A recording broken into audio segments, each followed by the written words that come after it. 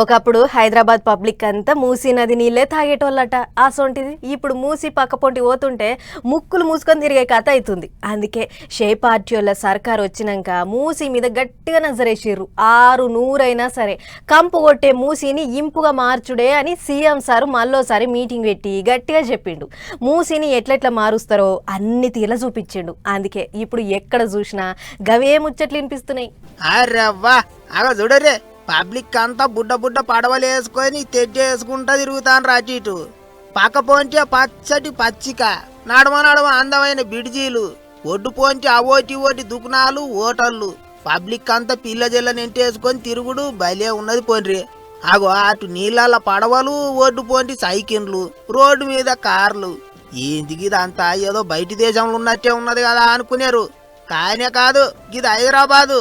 అక్కడ కనిపిస్తాంది మూసీ నది. అబ్బరా నాయనే, ఏంది గది మూసినదా? దాంట్లో పబ్లిక్ పడవలు వేసుకొని తిరుగుతాన్రా.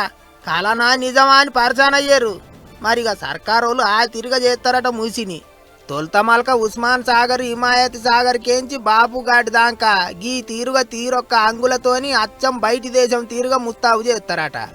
అడ్డమైన గలీజంతా మూసీలా కలవకుండా ఆపుడే కాకుండా ఎప్పటికీ మంచి నీళ్లే పరుగులు పెట్టేటట్టు మల్లన్న సాగర్ కేంచి 20 టీఎంసీల గోదావరి నీళ్లను మూసీ దాకా పట్టుకొస్తారట. సౌత్ కొరియాలో ఉన్న చుంగేచాన్ నది, లండన్ లో ఉన్న థేమ్స్ నది, టోక్యోలో ఉన్న సుమిదా నది, Singapore river front, Sabarmati river front, ఇట్లా వాటన్నిటి తీరుగానే మూసీని కూడా అందరూ మురిసిపోయేటట్టు చేస్తాం అన్నట్టు చెప్తుండ్రు సర్కారోళ్ళు.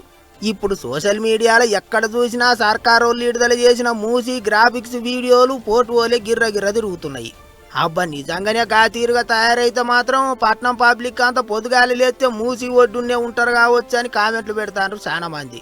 సరే, ఇక ఎగస్ పార్టీ వాళ్ళ పంచాదులు వాళ్ళ ముచ్చట్లు ఎట్లున్నా సరే ఎవ్వలకు తిప్పల కాకుండా పబ్లిక్ నష్టపోకుండా గీ తీరుగా మూసీని చెమక్కు అనిపిస్తే మాత్రం అంతకంటే ఏం కావాలి అని ఇంకింతమంది మాట్లాడుతాండ్రు. మరి ఇక చూడాలి ఎట్లయితుందో, ఆఖరికి ఏం చేస్తారో.